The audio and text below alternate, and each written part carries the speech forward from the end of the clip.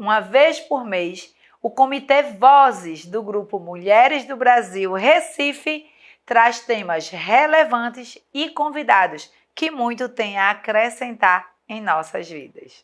Vamos falar sobre o Dia Internacional da Luta contra a Discriminação Racial, que está próximo, é dia 21 de março. E a gente aproveita esse mês para falar sobre o assunto com quem de fato entende do problema. Lepê Correia é nosso convidado do Vozes que Inspiram. Lepê é radialista, jornalista, psicólogo, mestre em literatura e interculturalidade, doutor em educação, pesquisador da cultura afra e da brasileira, dentre tantas outras atuações. É uma honra ter o senhor aqui conosco. Muito obrigada pela sua presença.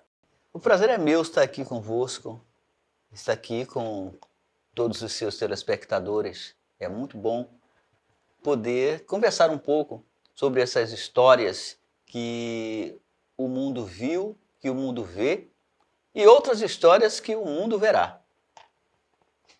Professor, considerando que dia 21 de março é uma data internacional, eu quero saber como é que está o Brasil em relação a outros países quando o assunto é combate ao preconceito racial. Olha, na verdade, o 21 de março começa lá em Chapeville, na África do Sul. Chapeville é um bairro de Joanesburgo, onde é um dos bantuções que eram locais onde esses negros na África do Sul, eles eram alojados, onde eles eram colocados, mesmo estando em suas casas. E tinha uma caderneta, que era a famosa caderneta de passe. E eram aproximadamente 20 mil negros protestando contra essa lei do passe. Eles só podiam andar, mesmo estando no país deles, só podiam andar em lugares que o dominador, o colonizador, permitia. Então eles foram fazer o seu protesto. Era um protesto pacífico, em que essas pessoas estavam apenas querendo uma liberdade de ir e vir na sua própria casa, mas a polícia, né, a polícia de Joanesburgo, né, a polícia, para conter esta multidão que vinha cantando e dançando e protestando, essa multidão foi recebida com tiros de metralhadora. Então, eles atiraram contra essas pessoas, esse grupo, e 69 pessoas morreram. E 183 aproximadamente ficaram feridos. Então, a partir desse momento, é que uma surpresa é que a ONU começa a ver, os outros países começaram a abrir os olhos para o apartheid da África do Sul. E a ONU institui o 21 de março, né, de 1960, a partir disso que aconteceu em 1960, a ONU institui como o Dia Internacional contra a Discriminação Racial, porque esse apartheid começa nos anos 1940, lá na África do Sul. E o Brasil, nessa história toda, como você pergunta, né? E o Brasil começa, logicamente, observando isso aqui dentro do país, que é o segundo país mais negro do mundo, depois da Nigéria. Ele vai também fazer suas manifestações em relação à questão do racismo. 21 de março vem engrossar, né, esse desejo de liberdade, esse desejo de poder ir e vir também em todos os lugares. E nós estávamos conversando quando você disse que a questão dos negros ocuparem determinados cargos nesse país, né, que são poucos que podem ocupar. Né? E no Brasil tem uma coisa interessante que foi agora no ano passado, não, nesse ano já. Começa no ano passado, mas esse ano, quando o presidente Luiz Inácio Lula da Silva assume, ele vai fazer com que promulgar a lei criada pelo deputado Vicentinho, mas Benedita da Silva e eu esqueço o nome dela, aquela deputada indígena, eles lutaram para que isso fosse implementado no Brasil. O 21 de março como o Dia Nacional, né, o Dia Nacional das Tradições, Raízes e Matrizes Africanas e Nações de Candomblé. Então, o 21 de março no Brasil, hoje, representa muito, porque era realmente para 30 de setembro. Mas o Paulo Paim, do PT do Rio Grande do Sul, brigou para que no dia 21 de março, uma vez que nós temos um trabalho contra a discriminação racial, e uma vez que eclode no mundo esse Dia Internacional contra a Discriminação Racial, também fosse um dia de respeito às pessoas dessas tradições afras. Eu digo afras no sentido de africanas, dessas tradições que vieram de África e foram ressignificadas no Brasil. A gente não pode dizer que são as mesmas. Então pode-se dizer cultura afra. Pode-se dizer cultura afra. Dizem geralmente cultura afro, mas eu prefiro dizer culturas afras. Afras e brasileiras. Professor, o senhor pode falar para o público que está nos assistindo qual a diferença entre contra a discriminação racial e ser antirracista? Porque às vezes eu sou contra a discriminação racial, mas eu não me movo. Eu não faço nada para que acabe o racismo. Eu fico repetindo chavões, como por exemplo... É apenas contra, né? Eu sou apenas contra, mas eu fico na minha. Eu vejo discriminar os negros e eu muitas vezes passo e fica na inércia. Isso não é nada comigo, né? E não é nada contra nenhum dos meus. Então, eu tenho que contribuir, né? O antirracista é aquele que também, além dele não ser racista, ele vai contribuir efetivamente para que o racismo seja algo do passado numa sociedade como a nossa. E eu posso até lhe dizer que é uma utopia de minha parte dizer que o racismo vai acabar daqui a 50 anos. Num país que foi fundado sob o modo de produção escravista. Hoje existem muitos movimentos, né, antirracistas e uma tendência, o senhor vê isso como uma tendência falar sobre isso ou percebe-se que é apenas um movimento da sociedade de querer reverter um prejuízo de centenas de anos? Olha, em alguns há uma sinceridade no fato. Perfeito. Mas para outros é só para fazer balbúrdia mesmo. Porque o primeiro negro que chegou ao Brasil, quando os primeiros negros chegaram ao Brasil, o movimento negro já começa, o movimento de libertação já começa quando esses primeiros negros chegam ao Brasil e com essa ânsia de liberdade, sabe? Então, os movimentos negros começam aí. Por exemplo, nós tínhamos vários quilombos. Os quilombos que na África eram os locais onde se aprendiam, onde tinham os ritos de passagem das idades, circuncisão e etc, etc. Esses locais que eram chamados de quilombos, quando chegam no Brasil, ele passa a ser o local onde as pessoas que não concordam com a escravidão vão para lá e se refugiam. Se escondem para tentar colocar, fazer os seus ritos, ou passar os seus conhecimentos, né, às escondidas. E lutar. E principalmente era um local de luta. O quilombo passou a ser um quartel-general, como foram os quilombos brasileiros. Por exemplo, aqui em Olinda, da cidade de Tabajara até Goiânia, o quilombo de Catucá, né? comandado pelo mestre Malunguinho, que era um homem de tanta fibra que foi elevado aos altares, né? Aos altares da Jurema, né? Do culto da Jurema no Brasil, o mestre Malunguinho. Como também o quilombo de Areia Branca, que é pouco falado, que é mais ou menos naquela região de Maranguape, que tinha um chefe chamado Zé Ramos. E o mais famoso, né, que é o Quilombo dos Palmares, né? Lá começa com Gangazumba, né? Com Gangazumba, e que termina com Zumbi, a destruição do quilombo feito por determinadas personagens brasileiras que são hoje, né, elogiados, né, como por exemplo Olinda cedia, né, o local onde teve o primeiro grito de república em 10 de novembro de 1710 por Bernardo Vieira de Melo. E Bernardo Vieira de Melo foi um daqueles homens que tinha mais escravos na colônia, e juntou mais de 5.000 homens junto com o paulista Domingos Jorge Velho para destruir o Quilombo dos Palmares. Mas hoje, né, ele é o máximo, né? E só tinham a liberdade de cultuar, né, dentro dos quilombos, né? Porque fora os negros também não conseguiam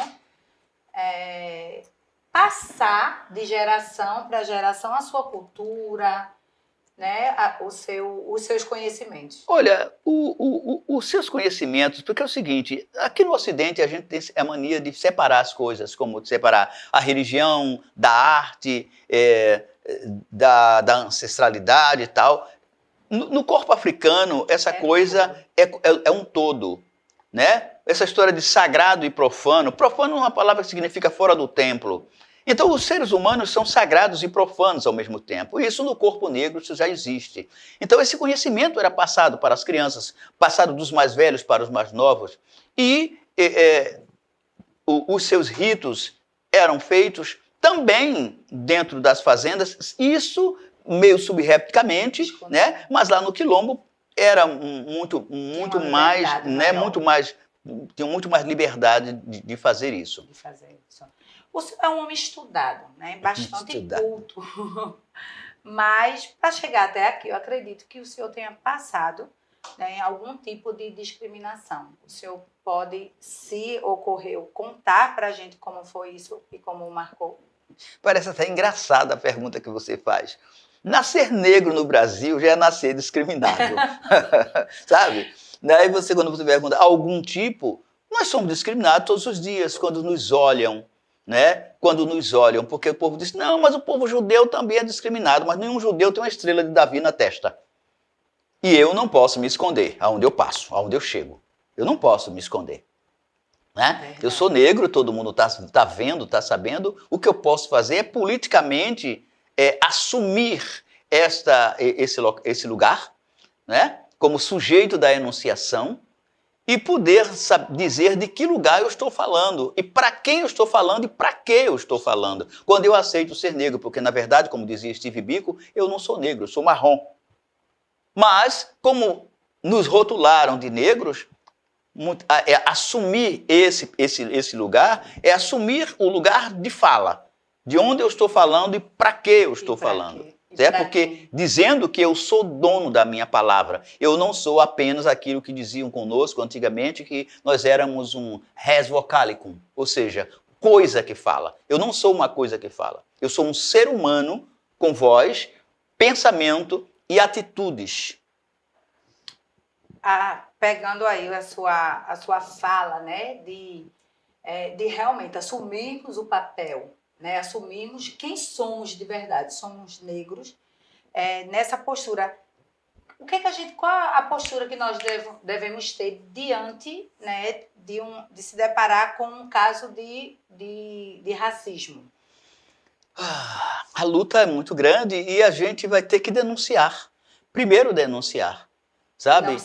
E não se calar. Foi feito durante anos. Muito tempo, nós nos calamos o tempo todo, com medo de perder a amizade, com medo de perder os amigos, com medo de morrer. Aí Paulo Freire diz que a liberdade, ou melhor, as revoluções, que eu nunca vi, no Brasil nunca teve revoluções, teve escaramuças. Porque revolução é quando se transforma mesmo. E no Brasil não teve isso ainda. Teve várias escaramuças, mas não teve uma revolução para transformar mesmo o país.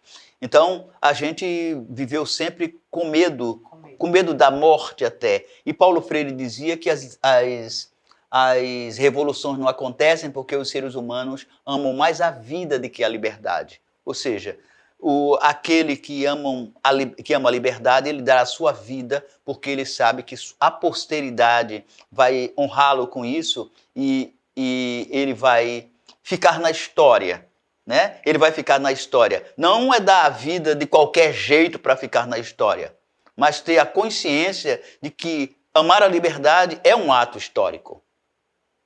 Perfeito. O que falta para de verdade sermos um país livre do preconceito de raça? O que falta? O que falta é democracia. Porque não existe libertação, não existe o preconceito, a libertação do país, das mentes, do preconceito racial, tem que ser dentro de uma democracia. E sem democracia não há liberdade racial. Por isso que nós estamos... O racismo, Abdias do Nascimento já dizia que o racismo é uma questão de segurança nacional. Então, nós temos que, todos os dias, ter escolas em que os professores e as professoras sejam comprometidos e comprometidas com o antirracismo, ter instituições que nos garantam, por exemplo, houve a jornada ALEP antirracista, onde a Assembleia Legislativa de Pernambuco tomou à frente, como sempre Pernambuco, né, sendo pioneiro nessas lutas de libertação. Pode ser até um pioneirismo sem continuidade, como o que houve em Pernambuco, mas hoje nós não queremos que seja sem continuidade. A primeira jornada ALEP antirracista, que foi feita na Assembleia Legislativa de Pernambuco, onde o superintendente Exaltino Nascimento chega e propõe que façamos uma jornada para fazer também um curso, né, eu não gosto muito da palavra, mas vou dizer, de letramento racial e antirracismo para todos os funcionários da Assembleia Legislativa. Porque ali é uma casa onde fazem as leis. Então, o antirracismo tem que começar ali dentro. As pessoas dali de dentro têm que aprender a receber melhor aqueles que vão em busca de informações. Eles têm que viver melhor entre eles mesmos, os funcionários, saber dos seus direitos e dos seus deveres. Uma das coisas importantes que o Exaltino fez foi tirar o nome das funções do crachá, porque a deputada Cessa Ribeiro foi discriminada um dia lá na ALEP para não subir no elevador dos deputados, né? Então, observa. Então, quando ele entra para ser superintendente, ele tira essa função que está lá escrito para as pessoas não olharem o que é que você está fazendo aqui. Ou então o motorista, a pessoa do serviço geral, todo mundo pode subir nos elevadores, ir e vir dentro da Assembleia Legislativa. Isso é muito importante. Então, nós vamos fazer, já começamos, né, a organização desse curso de antirracismo.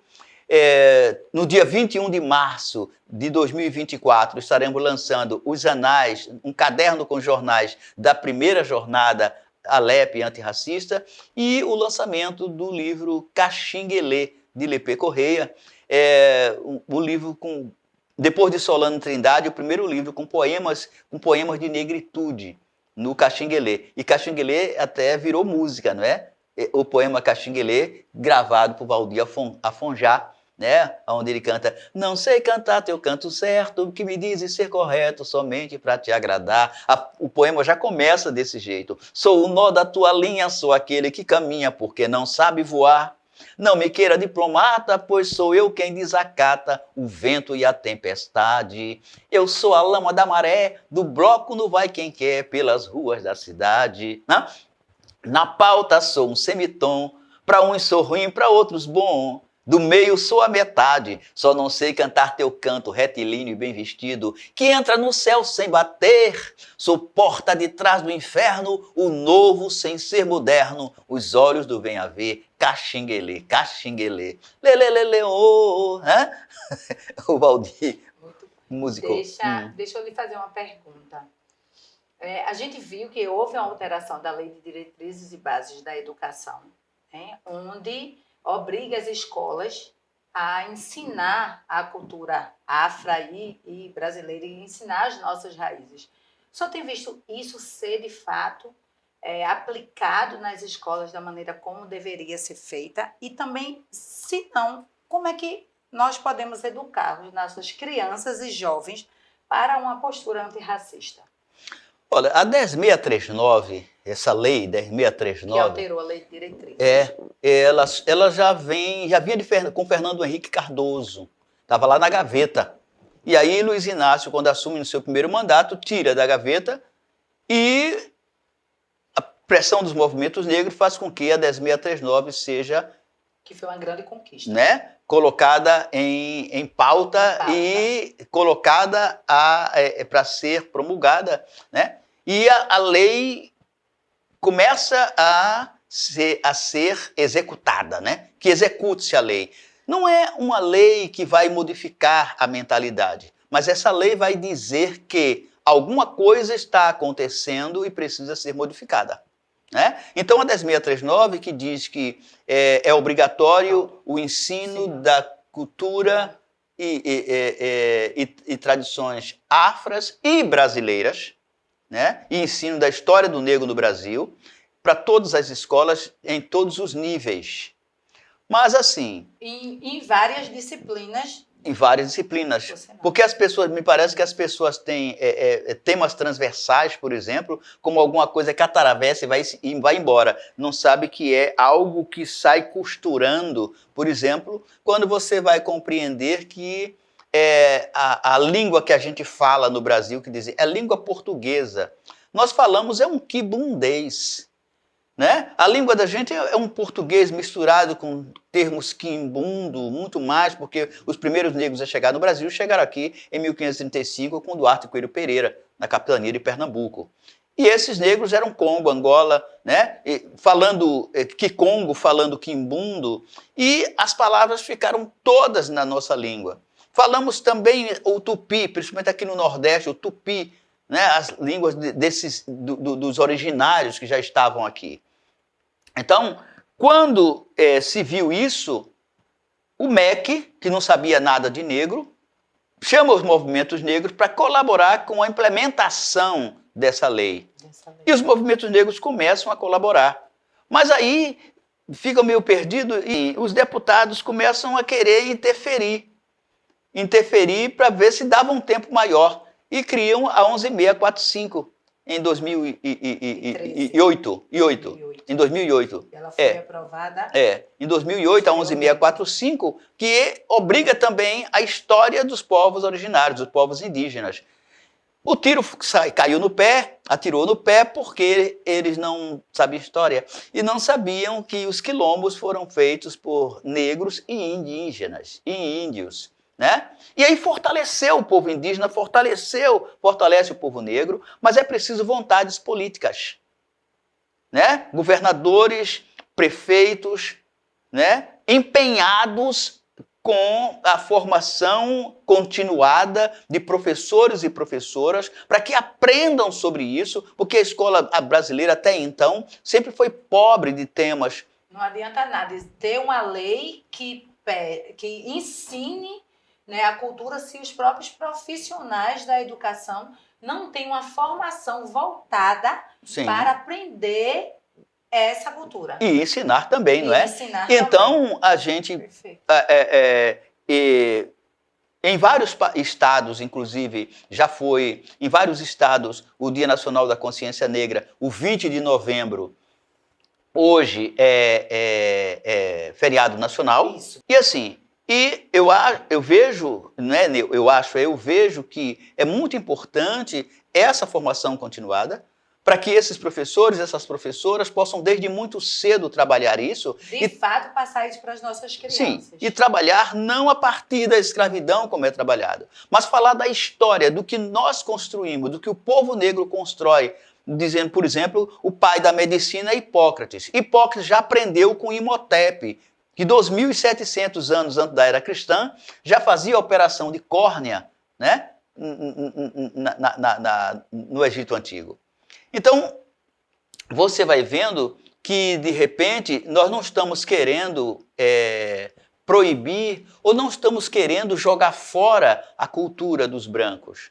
Nós queremos é dizer a esses brancos que nós temos o direito de exercer o nosso papel dentro da nossa cultura, que foi o tempo todo um direito negado. E temos um papel importante na construção do país. Do país. Não só do país, mas das Américas. Das Américas. E isso tem que ser passado de forma mais aprofundada para as nossas crianças. Sim. Né? Não partindo do princípio somente da escravidão. Da escravidão. Tá. Perfeito.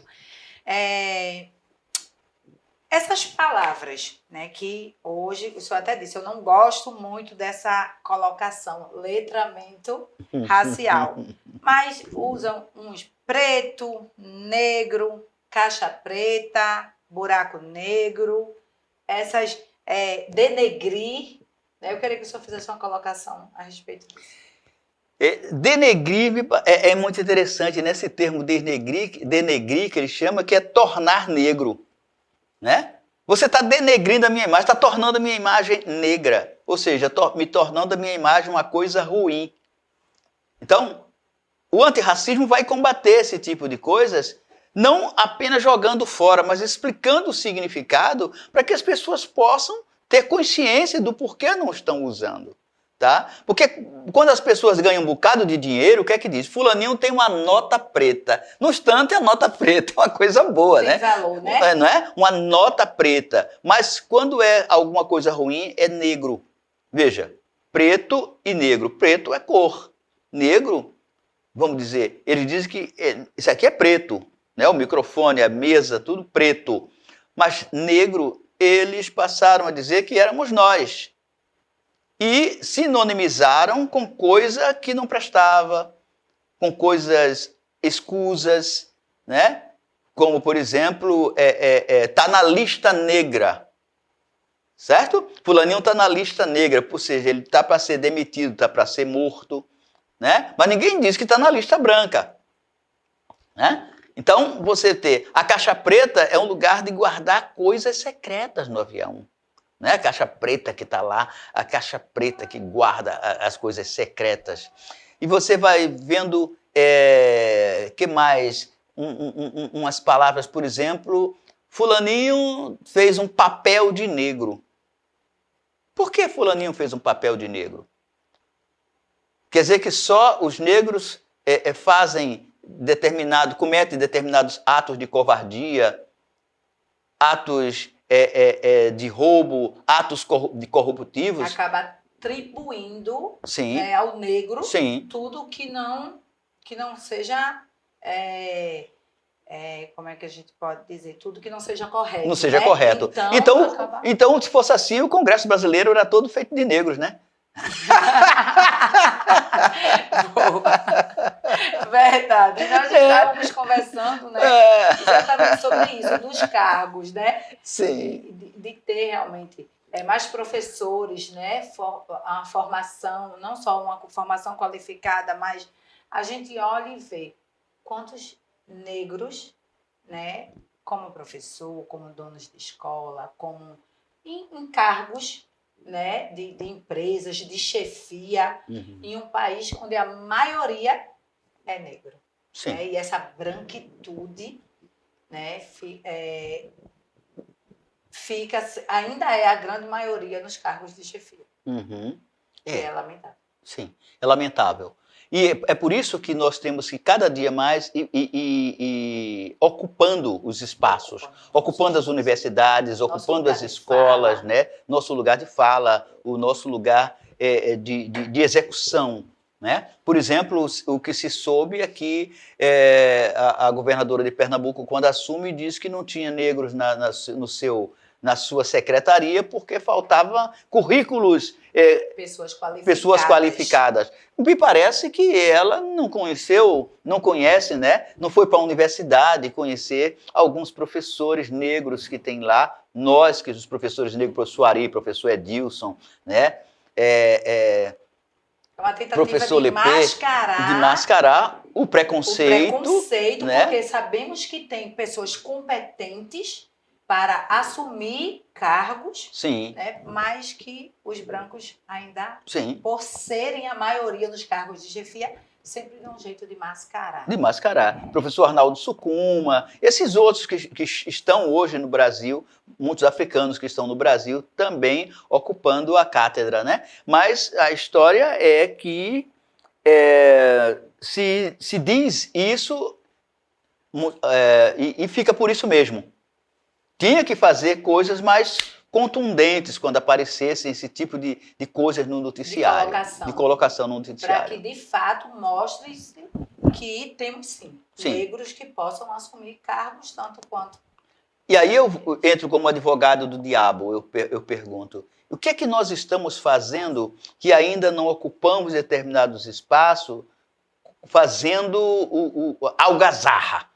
Algazarra no sentido de fazer anunciar essa presença, porque eles não vão fazer isso de graça. Liberdade é uma coisa que se conquista. Liberdade é conquista, ninguém dá liberdade a ninguém. Dizer que não, porque eu estou dando a fala, ninguém dá fala a ninguém. A Spivak, né? Então é algo que nós temos que mais uma vez conquistar com os movimentos negros, com os movimentos sociais e realmente todos. Mostrar que estamos aqui, somos capazes e queremos assumir o nosso lugar de direito. Nós temos que fazer isso porque Gayatri Spivak, ela vai dizer que falando de mulheres, por exemplo, ela diz que ninguém fala por ninguém. E todo aquele que disser que vai falar pelo outro, ele é tão opressor quanto aquele que negou a fala. Né? Quando alguns homens querem falar por mulher, dizem que estou falando pelas mulheres. Você não fala por mulheres. Você pode falar até em favor de. Você não vai falar pelas mulheres, que você não é mulher para estar falando pelas mulheres. Você pode falar em favor de fazer uma luta conjunta. É aquilo que eu estava conversando a você, que as africanas têm o mulherismo africana, aonde se instrui desde muito cedo as crianças nas suas comunidades, né, para que eles não virem opressores e violentadores de mulheres. Homens violentos, maridos violentos. É inclusivo, não é o feminismo que separa os homens das mulheres, mas o mulherismo traz o homem para perto. Você viu as guerras de libertação. Ensina e educa as crianças para não ter que punir esses homens. E quando, por acaso, há uma agressão de marido e mulher nas comunidades africanas, Guiné-Bissau, Moçambique, na República do Congo, essas coisas são resolvidas na comunidade e recebem punições sérias. Para isso que isso não aconteça. Então, isso faz parte da educação. E quando fala assim, não, é educação afrocentrada. Essa educação afrocentrada tem que repensar esses valores que estão por aqui e ver o que a gente pode trazer de África para cá, ou, vamos dizer, estudar um pouco mais desses valores que podem ser propícios, né, à nossa educação. Então, essa educação... a nossa educação ela tem que primar por isso, desde dessas questões femininas, questões da infância, a questão do idoso, para não desrespeitar o idoso, né? A pessoa idosa não pode ser desrespeitada. Esse princípio da ancianidade que o Brasil não respeita. Então, eu acho muito importante que a educação possa promover isso entre nós. A educação é um instrumento, ela não vai sozinha fazer tudo, mas a educação é um instrumento de esclarecimento para que nós possamos ter um país livre do preconceito, do racismo, do maltrato às mulheres, do maltrato aos mais velhos, do maltrato à criança, enfim, possamos viver como pessoas humanas, humanizando as relações, como é a palavra Ubuntu, que as pessoas... diz, eu sou porque tu és. Não é apenas isso. O Ubuntu, esse NTU, esse Unto, significa ser. Bantu significa humanidade. E Ubuntu vai significar humanismo. Conversamos com Lepé Correia, Vozes que Inspiram. Fica por aqui. Até a próxima.